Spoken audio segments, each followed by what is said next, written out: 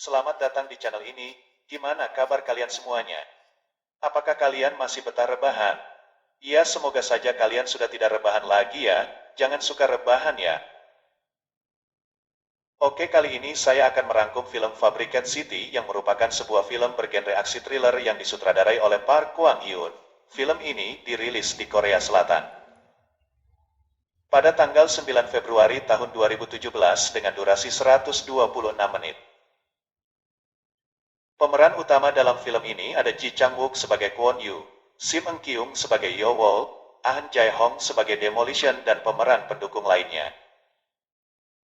Scan film ini dimulai dari seorang pemuda mantan atlet nasional bernama Kwon Yu atau Ji Chang-wook yang bekerja sebagai penjaga warnet sekaligus seorang gamer. Di dunia game, dia dikenal sebagai dewa karena kemahirannya dalam menyusun strategi. Suatu hari, Kwon Yu mendapat telepon dari seorang perempuan. Perempuan tersebut meminta Kwon Yu mengembalikan HP-nya yang tertinggal di warnet itu. Sebenarnya Kwon Yu tidak mau mengantarkannya, tetapi karena diberi uang imbalan yang cukup besar, akhirnya dia mau mengantarkan HP tersebut. Tanpa ada rasa curiga, Kwon Yu pun datang. Ketika masuk apartemen wanita tersebut, pintunya tidak dikunci.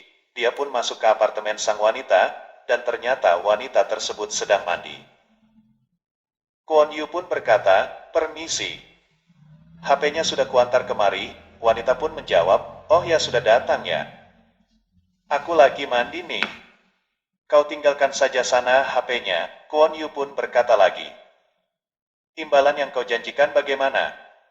Si wanita pun menjawab lagi, "Oh iya, imbalannya sudah kutaruh di atas ranjang lantai 2. Ambil saja ke sana," kata sang wanita. "Oh iya," kata si Kwon Yu. Lalu Kwon Yu meletakkan HP tersebut di atas ranjang dan mengambil imbalan yang telah dijanjikan sang wanita, dan Kwon Yu pun pergi. Sebelum pergi, Kwon Yu berpesan kepada sang wanita agar mengunci pintunya karena bahaya jika pintunya tidak dikunci. Scan beralih ke pagi hari, di mana Kwon Yu terbangun saat polisi menangkapnya.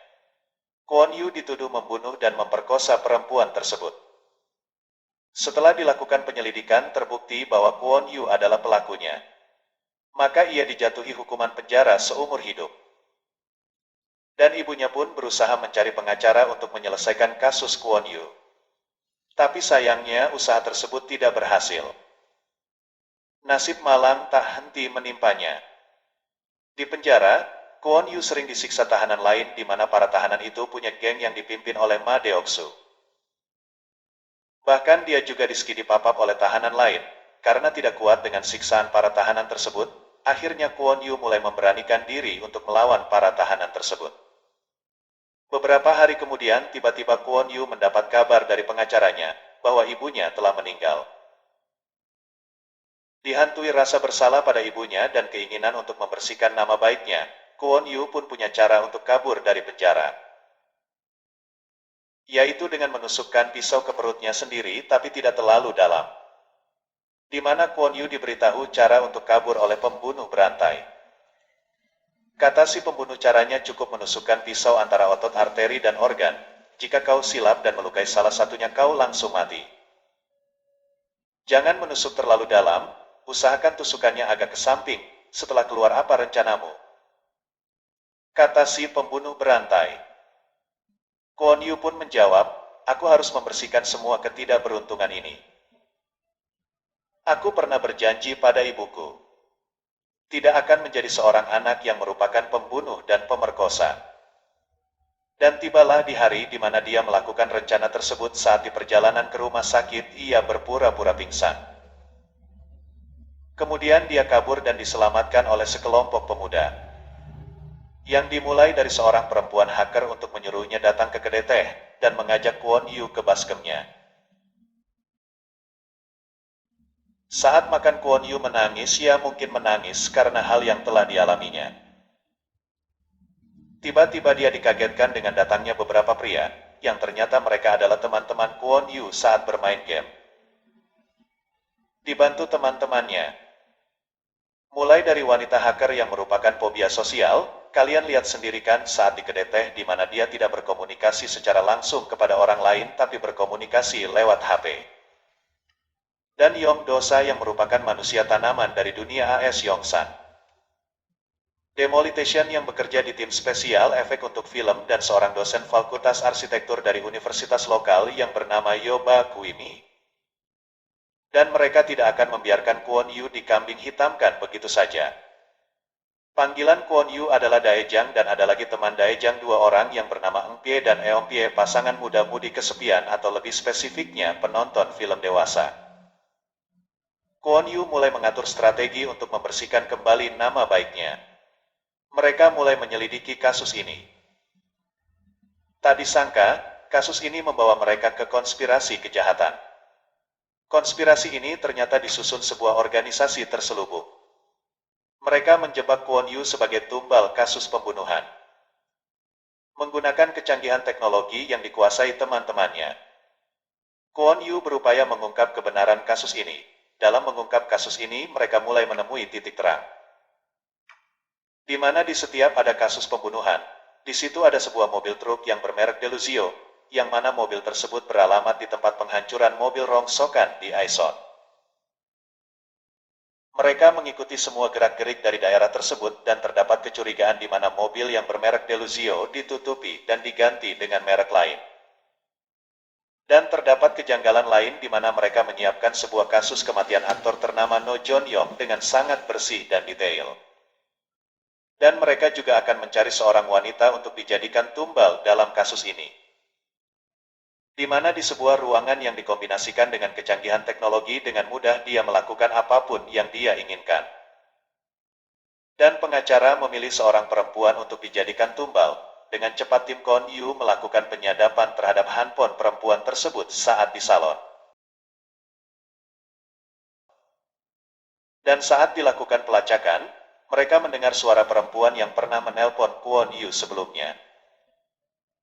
Mereka mulai merakit mobil, drone untuk scan data di apartemen pengacara tersebut. Dan alat-alat lain yang mereka rasa perlu untuk melakukan strategi tersebut. Mereka men-scan keseluruhan gedung dan tempat-tempat lain yang sudah mereka lacak. Dan setelah tahu semuanya, ternyata dalam semua itu dari kasus Kwon Yu adalah pengacaranya sendiri. Dan Kwon Yu akhirnya balas dendam dengan memporak-porandakan seluruh rencana pengacara tersebut. Dan ternyata terungkap bahwa ibu Kwon Yu dibunuh oleh pengacara tersebut. Di sisi lain teman-teman Kwon Yu sudah disandra oleh musuhnya yang dari tahanan yang mana musuh Kwon Yu ini adalah gabungan dari konspirasi pengacara tersebut. Dengan cepat Kwon Yu menyelamatkan timnya, akhirnya timnya dapat diselamatkan dan aksi kejar-kejaran pun terjadi. Dan saat pengejaran terjadi, pengacara tersebut menyebarkan berita di stasiun TV bahwa dari tim Kwon Yu adalah organisasi psikopat. Tapi dengan cepat mereka bergerak untuk menjalankan rencana yang telah mereka susun dengan baik untuk membersihkan nama Daejang. Semua kecanggihan teknologi dan strategi mereka gunakan. Tapi sayangnya mereka semua gagal dalam strategi tersebut. Wajah pengacara tersebut tersenyum dan mulai merasa puas dengan apa yang dia lakukan. Begitu gembiranya dia. Di scan ini saya mengira bahwa dalam film ini mereka gagal, tapi ternyata tidak. Itu hanya strategi tim Kwon Yu saja untuk pengecoh pengacara tersebut. Tiba-tiba semua berubah dan data-data pengacara tersebut sudah disedot seperti mobil menyedot WC kalian. Karena flash disk yang telah dicolok oleh Kwon Yu di ruangan pengacara, akhirnya semua strategi terencana dengan baik dan semuanya mulai terbongkar. Bahkan juga ada kasus-kasus lain yang dimana seorang tidak bersalah dijadikan kambing hitam oleh Min Chong Sang atau pengacara Kwon Yu. Sama hal seperti kasus Daejang. Akhirnya pengacara tersebut dijebloskan ke penjara. Di akhir cerita mereka berkumpul dan makan dengan gembira. Dan tamat. Oke geng, jangan lupa subscribe ya, agar aku tambah semangat membuat rangkuman untuk kalian. Terima kasih.